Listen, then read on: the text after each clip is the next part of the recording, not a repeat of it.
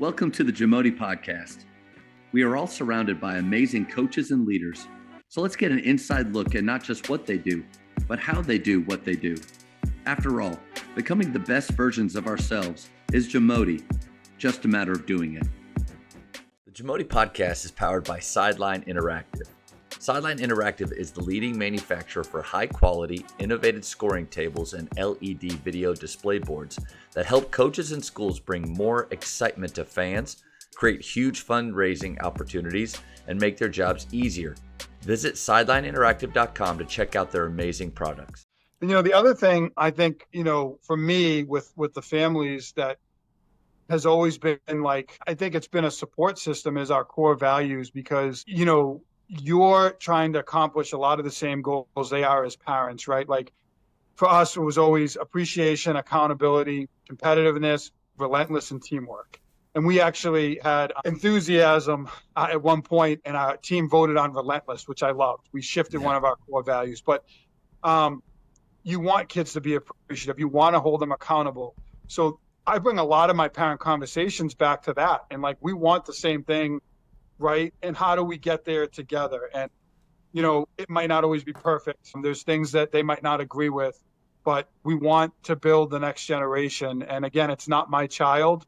I'm blessed that people share their kids with me, whether it's in school or now as a basketball trainer, as a coach for many years. But I think about those core values and how they really fit to all walks of life. And I think that's always been a nice connection with families. And they see you're teaching the kids more than just basketball or football or whatever it might be. And that's always helped in those conversations. And it's always been a consistent. I could always go back and say, we talk about competitiveness and you come into playing time, which was not, frankly, something I did really talk a lot about. It's, but I would always talk about practice and say, every day we're doing this in practice. And here's our competition. Some people call it a cauldron of competition, but here's our chart. And I wouldn't show them the kids' names per se, but here's where your kid is and here's their wins and here's what they've done. And so you have that data that goes along with it. But if you live those core values every day,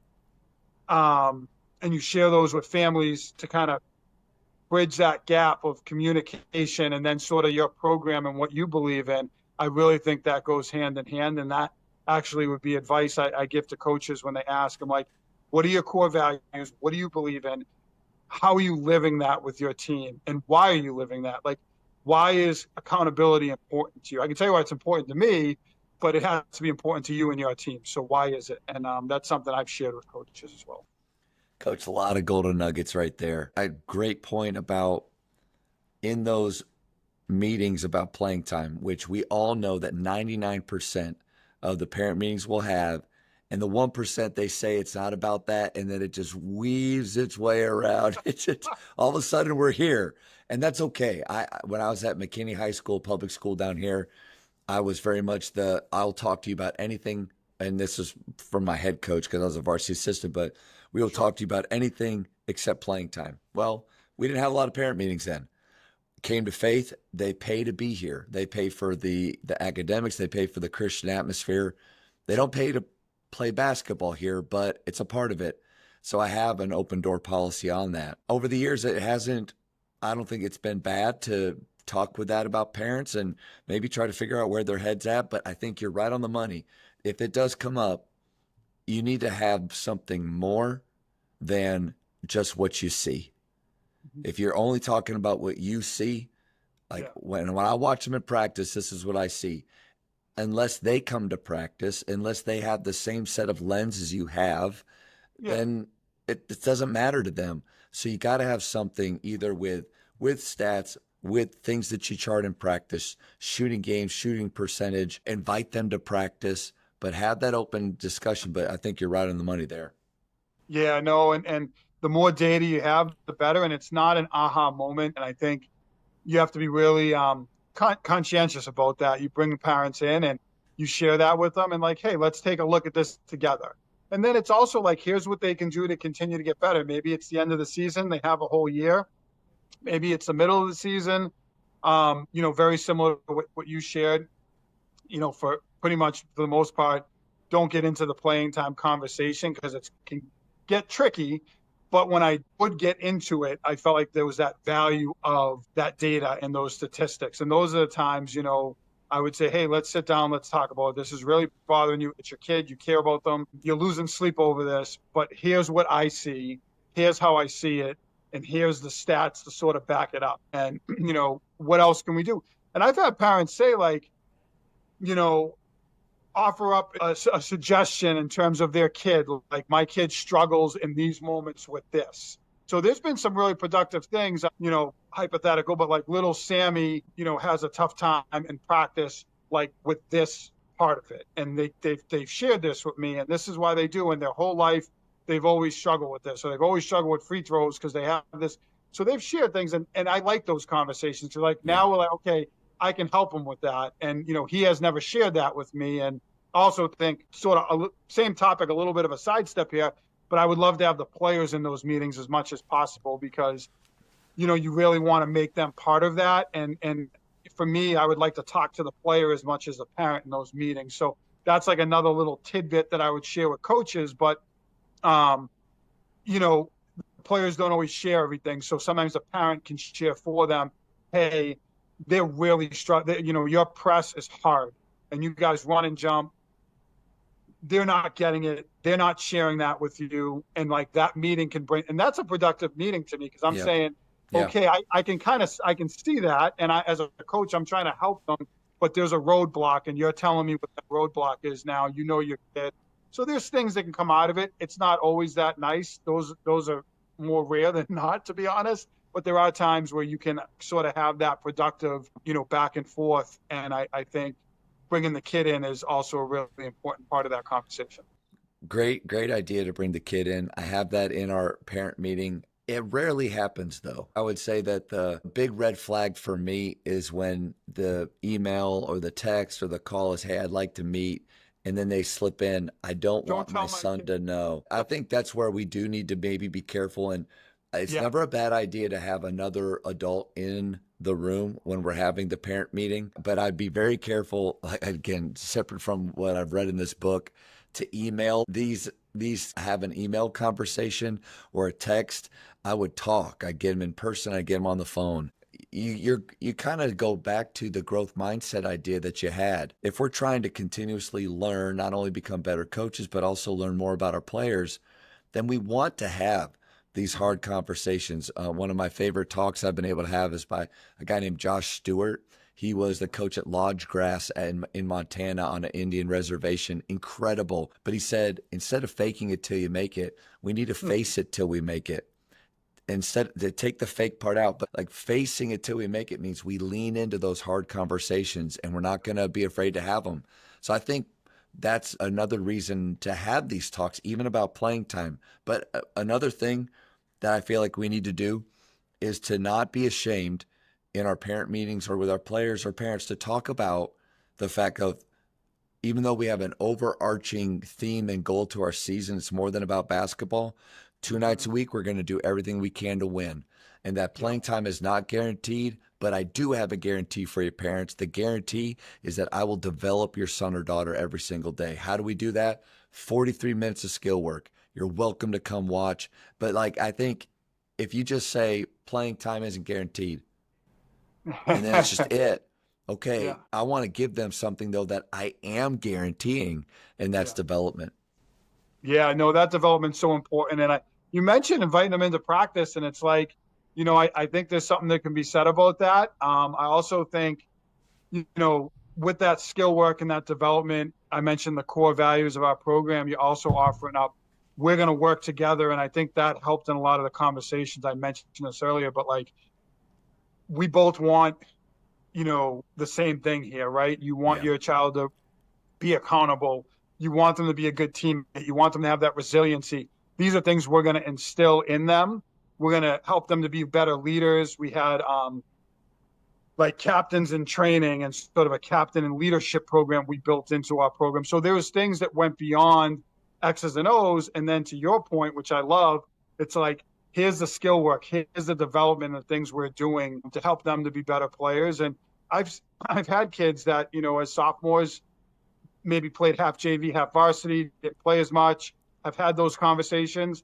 And then as juniors and they're playing more, and as seniors, they're captains and they're going on to play in college. So you have situations like that where the kid does have that. I mean, I think they always have that growth, but there are times where maybe a parent might approach you and have those conversations and you share that feedback. And you, those are the ones it's great when you're in a program for X amount of years, because you see those kids through. Yeah. And then you see those parents 2, 3, 4 years later, you go to the kid's college game and they're giving you a hug and they're talking to you. And it's like, this is what it's all about. We both had a goal. We had a good conversation. It was productive. We worked together. And now we've seen the outcome that can happen. And you can't do it alone in those situations. If that kid's going home and mom and dad, aunt, uncle, grandma, whoever they're living with is saying that coach is no good, don't listen to it, that kid's going to come to practice every day, and it's going to be really, really hard for you. But if you can partner with them and find a common ground and they're supportive, but you have to build that trust, and that's hard to come by sometimes. And, it takes a lot of work. And I think the longer you're in a program, the more trust you get. If you're new to a program, it does take some time to build that, and then have to have those conversations and be really open and honest. And I think we have to be okay with the conversation ending in a way where it's not resolved, where they don't come around to see our point of view. Because I think without realizing it, we go into a lot of these talks like, okay, here's how I'm going to sway them. Here's how I'm going to get them to see my side. And then we're going to hug on the way out and we're going to be good. No, I think we listen to them. If they do want some of our reasoning or they want to hear from us, then we give what we can, especially when we have data to back things up. Like you said, we invite them to be around more. Another good disarming thing too is just start with compliments. How much you love their kid, and not lie.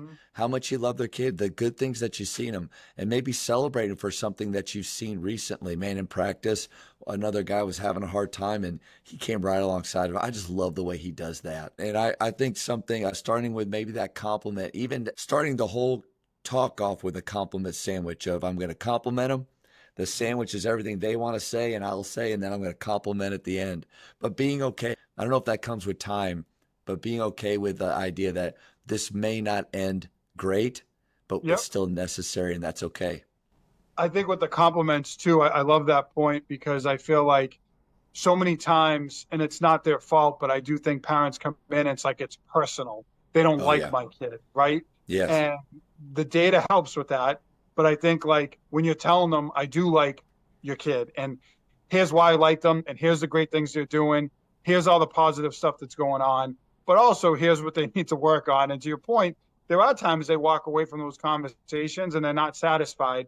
And that's sort of, like when I was saying, you have that kid as a sophomore and it might not be perfect, but hopefully over the years you get to see that growth, and the parent will at least instill enough trust in you that the kid sticks it out and they're working with you on it. And, sometimes you have to have a second and third conversation.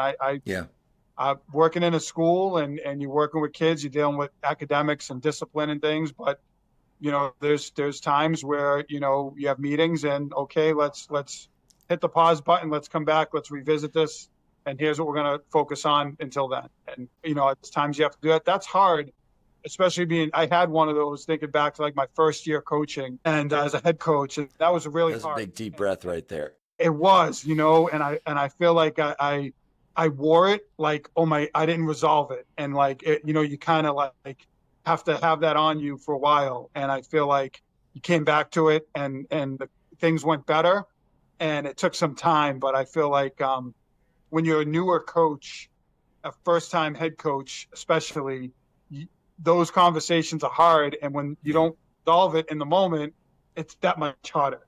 And, it takes time sometimes to sort of work through those things, and they see the growth of their player. Their kid comes home, their kid's happy, likes the team, is having a good experience. Maybe they're not playing as much because we know it always goes back to playing time, but there's other value, and that sort of helps in those situations. And then you come back to it and, I'd like them to play more, but there's some other things that help. I don't know that you can win every person. Not everyone's going to feel like, if I'm being honest, that they're going to there's people that are going to disagree with you, whether it's a fan, it's a coach, it's a someone watching the game who's scouting you, whatever it is. You're not going to always win every situation and sort of like, but the flip side of that is I think it's so important that they respect what you're doing. They trust what you're doing, and they can disagree with you, but they have to sort of you have to find that common ground. And sometimes that's a difficult thing. And those conversations that do challenge you, I think there's good in that. It challenges your resolve. How much do you really believe in what you're doing and how you're playing? I had a grandparent of one of our players a few years ago. We were meeting, and we met up quite a bit, but this was after the year, and he was giving me his thoughts, and he said, I just don't think we'll ever win a state championship shooting so many threes. And because we do try to shoot a high volume. And I remember in the moment thinking like I don't know if that's true, that if that's why we may not win a state championship, but I'm okay with that. I felt that in the moment, like, this is who we are. This is how we play. It's how we train. It's a part of our identity, is that we're going to run and gun and have some fun. And if that means that we don't win a state championship for some reason because of that directly, then I think I'm okay with that. It's the same idea that you need to have a playing style that you're okay losing in. I mean, those are things that I think help you, those tough conversations. Thank you for checking out today's episode. Please take a moment to subscribe to this podcast, share it with your fellow coaches, and find us on social media for what's coming up next on the Jamodi Podcast. It's just a matter of doing it.